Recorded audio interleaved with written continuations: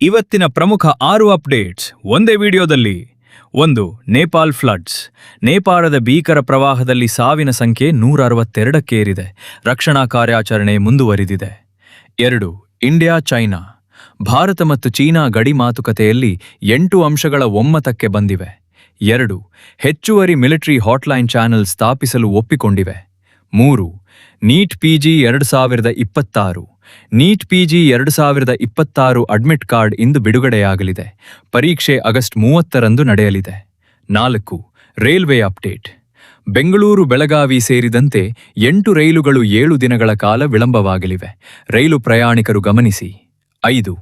H1N1 alert. ದೇಶದಲ್ಲಿ H1N1 ಪ್ರಕರಣಗಳ ಏರಿಕೆ ನಡುವೆ IMA ಎಚ್ಚರಿಕೆ ನೀಡಿದೆ. ವೈದ್ಯರ ಸಲಹೆ ಇಲ್ಲದೆ ಆಂಟಿಬಯೋಟಿಕ್ಸ್ ಅಥವಾ antivirals ತೆಗೆದುಕೊಳ್ಳಬೇಡಿ. 6. Railway booking upgrade. Indian railways ತನ್ನ ರಿಸರ್ವೇಷನ್ ಸಿಸ್ಟಮ್ ಅಪ್ಗ್ರೇಡ್ ಮಾಡುತ್ತಿದೆ. ಹೊಸ ವ್ಯವಸ್ಥೆ ನಿಮಿಷಕ್ಕೆ 1.5 ಲಕ್ಷಕ್ಕೂ ಹೆಚ್ಚು ಬುಕಿಂಗ್ಸ್ ಹ್ಯಾಂಡಲ್ ಮಾಡುವ ಗುರಿ ಹೊಂದಿದೆ.